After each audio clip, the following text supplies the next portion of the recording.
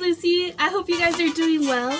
Today we are going to be doing something that's super fun, super festive, super easy, and super messy. So make sure you have a parent's permission before doing this. We're going to need just a few short ingredients. Two actually.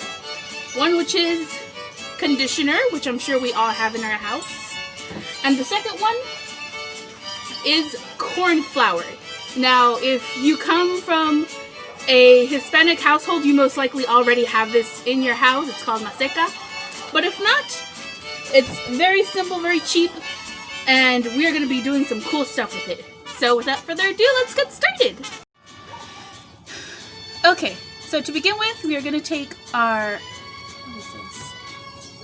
Nope.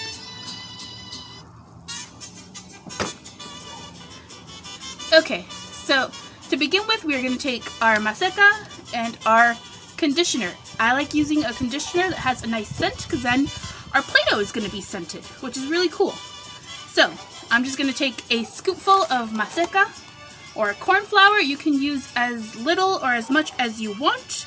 Just know that is going to correlate to how much conditioner we're going to use. So I just took like a very big scoopful. This isn't a tablespoon, it's a little bit bigger than a tablespoon. And then we're going to take about half of that spoonful of conditioner. Now, we're going to be adding more later on, but this is just kind of to get us started. Let it be known, this is a very messy craft. It's going to take maybe a couple tries to get it right, but it's cool because honestly all you have to do is keep adding either more flour or more conditioner, and that's how you're gonna get it done. We're gonna add a little bit more. There we go. Now how about we speed things up a little?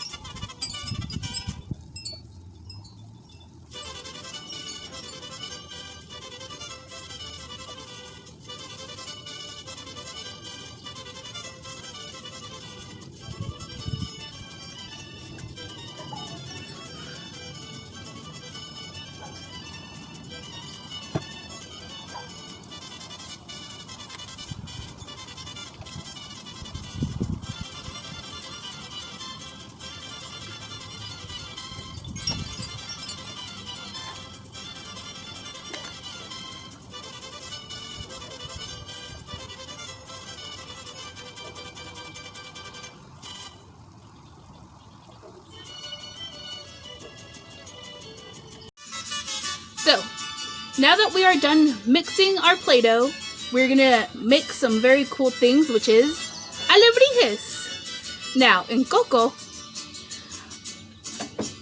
Mama Imelda has a very cool alebrije, I think.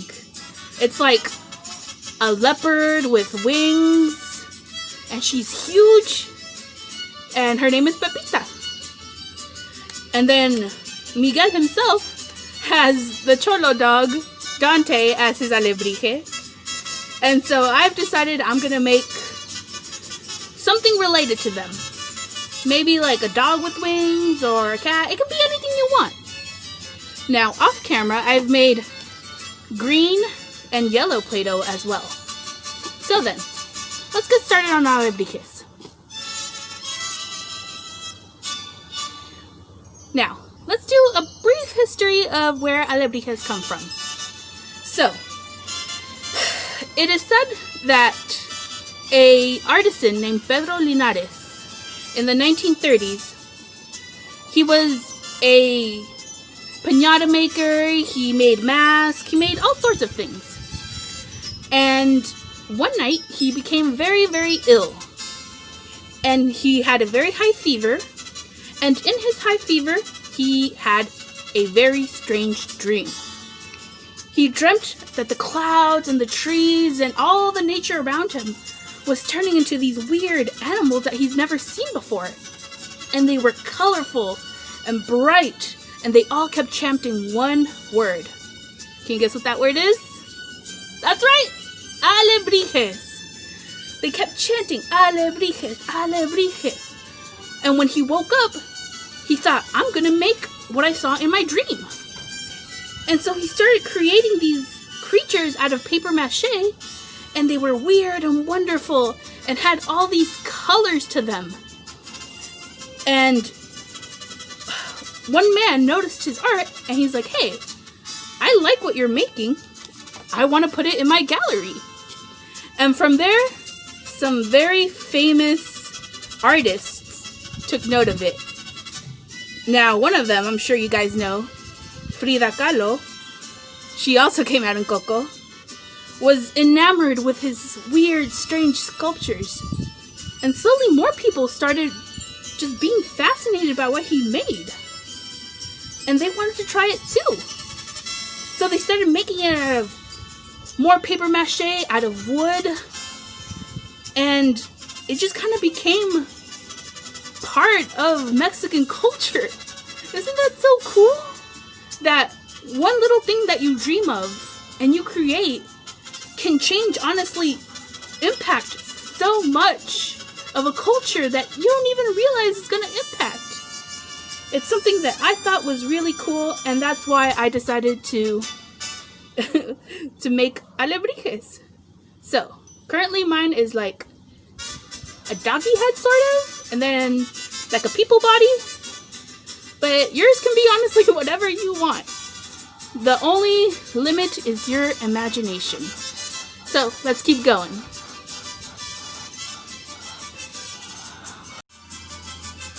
Okay. I'm trying to add arms to my dog, but I think his head's too big and his body keeps falling off. So let's work around that. Anyways, back to Pedro Linares. So, his family, his descendants, currently still make alebrijes, which I think is really cool. A lot of people think that alebrijes are like spirit guides. They can be considered that. They can be considered protectors. They can be considered mischief makers. I don't know about any of that, but I just think they are very cool. You can take one animal. It doesn't even have to be an animal. Because remember, in his dream, it wasn't just animals he saw. He saw trees. He saw clouds. He saw all sorts of things. So honestly, make whatever you think represents you. What would be your Dante? Ugh. Mine is apparently a very big-headed, winged dog. Let's see. One tip, if your Play-Doh is getting a little too dried out, just add more conditioner.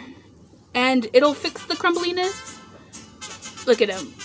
Ah! He got beheaded! You can stick it back on. It's okay. What do you think? Does it look good?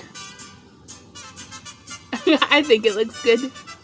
Maybe give him like some eyes. Let's see. Boop. Let's see another one. Boop. Ah, no!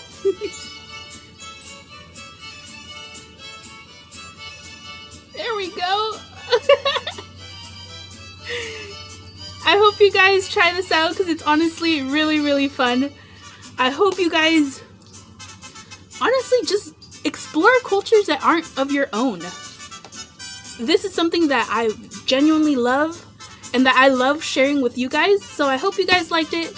I hope you guys keep creating and making and doing your best. And I hope to see you guys next time. Bye guys!